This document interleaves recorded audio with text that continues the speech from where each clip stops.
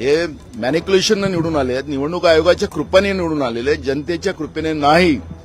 आणि हे माझ्यावर जो वारंवार सांगतात की 200 मतांनी निवडून आला. अरे दम असेल ना, महाराष्ट्रात सगळ्यात जास्त मतांनी निवडून दाखवतो, पण बॅलेटवर निवडणुका घ्या. नसेल, ज्या दिवशी नाही मिळालं महाराष्ट्रात सगळ्यात जास्त मतं, राजकारणातून संन्यास गेला नाना पटोले.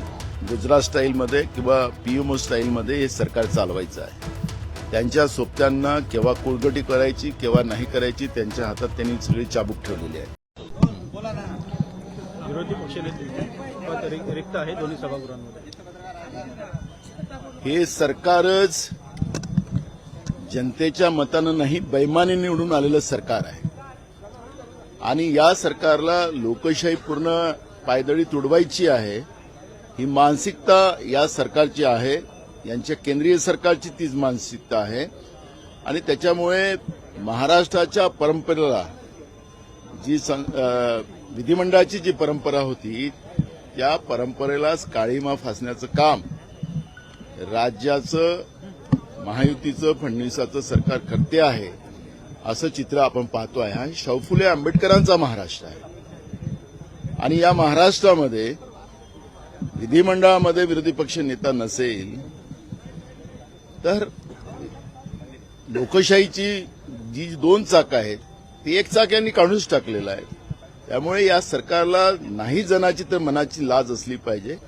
आणि त्यामुळे या सरकारने तातडीनं आजच निर्णय करून दोन्ही सभागृहातले विरोधी पक्ष नेत्यांची स्पष्टता व्यक्त करावी.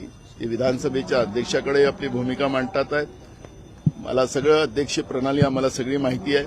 त्यामुळे अध्यक्षावर ढकलून नाही चालणार, सरकारने निर्णय घ्यावा ही भूमिका आमची आहे. काल भास्कर जाधव सभापती राम शिंदे त्यांनी असं म्हटलं की विरोधी पक्षनेते पदाबाबत ज्या काही प्रथा परंपरा आहेत त्या आता चालाव्यात, काही अभिप्रेत नाहीये. एक प्रकारे विरोधी पक्षनेता निवड होणार नाही असंच त्यांनी कुठेतरी सूचित केलं. या सरकारची मानसिकता आहे, ते मानसिकता भास्कर जाधवनी सांगितलेली आहे. त्याच्यामुळे राम शिंदेनी असं म्हटलं सभापतींनी काय की आता विरोधी पक्षनेते पदाबाबत ज्या प्रथा परंपरा सुरू आहेत त्या आता सुरू असाव्यात असं अभिप्रेत नाही. एक प्रकारे त्यांनी आता बरोबर आहे ना, सभापतींनी सरकारची भूमिका व्यक्त केलेली आहे. राम शिंदेनी या सरकारला अभिप्रेत नाही आहे, तेच त्यांनी भूमिका मांडलेली आहे.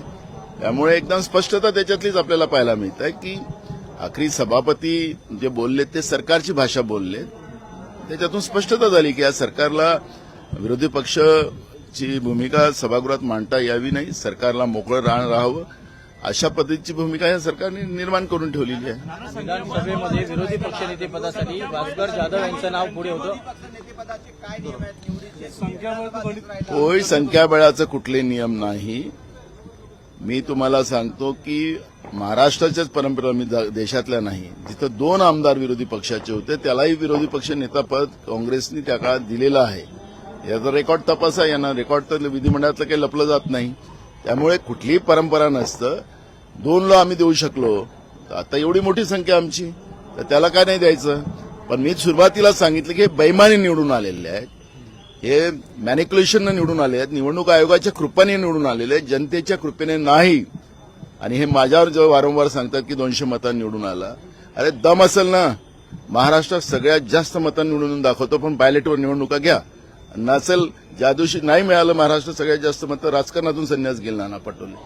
हे यांनी ज्या पद्धतीनं निवडणूक आयोगाच्या माध्यमातून हे जे निवडून आले त्या आधारावर हे करतात. म्हणून जनतेची भीतीच यांच्या मनात नाही, संसदीय पद्धतीची भीती यांच्या मनात नाही, संविधानाची भीती यांच्या मनात नाही. आणि म्हणून हे या पद्धतीनं वागतात आहेत. आणि हे महाराष्ट्राच्या लोकशाही परंपरेला कलंकित करण्याचं पाप महायुतीचं सरकार करते आहे.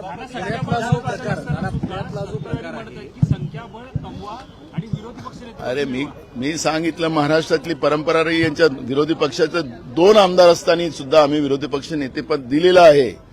त्यामुळे बैमानीने निवडून आलेल्या लोकांनी या पद्धतीची भूमिका मांडू नये आणि त्यांना ती मांडण्याचं त्यांची लायकी पण नाही. पुण्यातला जो प्रकार घडला पुण्यामधला जो जमीन गैरव्यवहार प्रकरण घडला 1800 कोटींचं अमेडिया प्रकरणामध्ये, त्यामध्ये पार्थ अजित पवार हे नाव आहे. त्यामुळे कुठेतरी या प्रकरणाला चालढकल करण्याचा प्रयत्न केला जातो. बघा, मी तुम्हाला सांगतो, महाराष्ट्रामध्ये मुख्यमंत्र्यांनाच पूर्ण गुजरात स्टाईलमध्ये किंवा पीएमओ स्टाईलमध्ये हे सरकार चालवायचं आहे.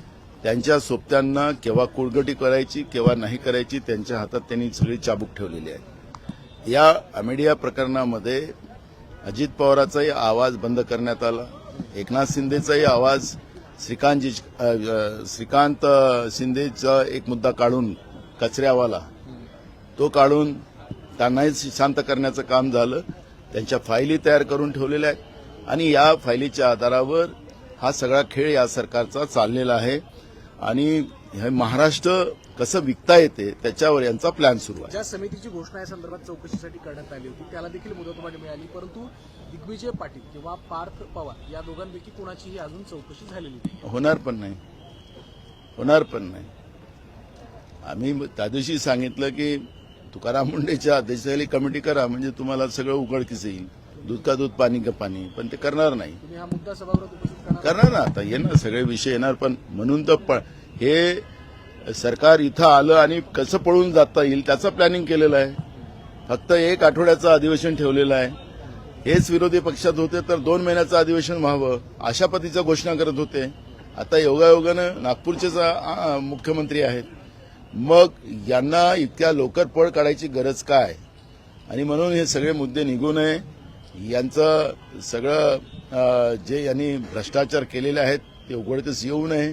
शेतकऱ्यांची जी अवस्था या लोकांनी करून ठेवलेली आहे, शेतकऱ्यांना आत्महत्या करायला सोडलेलं आहे, ते सगळे प्रकरण येऊ नये. बेरोजगारांची परिस्थिती, महागाई, आज रुपया रोज पडत चाललेला आहे आणि त्याचे परिणाम सगळे महागाईवर होतात आहे आणि सर्वसामान्य लोकांचं जगणं मुश्किल झालेलं आहे.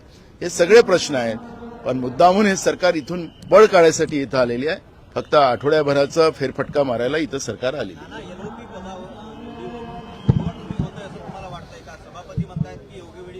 अरे मी काय म्हटलं, सरकारने भूमिका स्पष्ट करावी. त्याच्यात सभापती जे बोलले ते सरकारची भूमिका मांडली. थँक्यू.